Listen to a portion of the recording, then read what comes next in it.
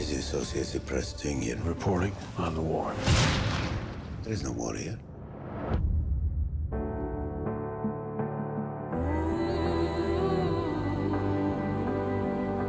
No one here is safe.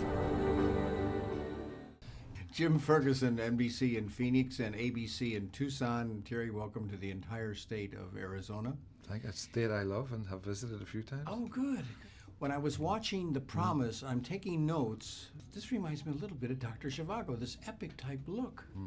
Well, the scale of it, but also the love triangle, which I feel can capture an audience that might have either no interest or minimal interest in the political backdrop, and take them through those political events. And that's what Lean was particularly great at, with not just Dr. Zhivago, but Ryan's daughter. And then Warren Beatty, of course, made Reds, which is one of the great. And that's centered around a love story. Exactly, and a triangle again. And so that's a form that really appealed to me. And I think, given the actors that I had, the ability to get them entranced in this love story and then tell this huge story as a backdrop to it, weave them through that. Beautiful. Just Thank beautiful. you. Just beautiful. Thank you. And I like to think the heart of the story, as you just mentioned, is this love triangle. But it's more than a triangle.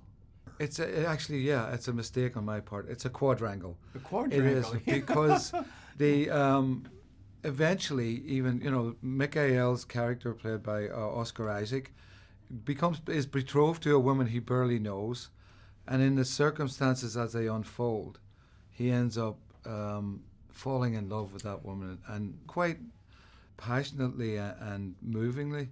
So it is a quadrangle, and each person in it, they all love each other. Most people don't know about this horrible genocide story. Yeah. And your film, of course, could change that. Hopefully so. Yeah, I became acquainted with it. I, like everyone else, knew very little about it. I had some vague knowledge, but I became acquainted about it when I was studying research for Hotel Rwanda. And I read a book called Problem from Hell by Samantha Power, and she detailed that. And so I built up my information, and then to be offered this opportunity was a gift to me.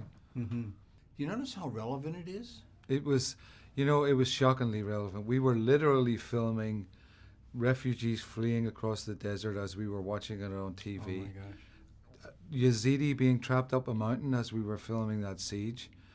People drowning in the Mediterranean. It was right in front of our eyes. It went from being a period piece to a contemporary piece for us. And hopefully people will see that and see, particularly about dehumanizing refugees or demonizing them. Take a look at these Armenians who fled and survived, and the communities that they've set up in the United States.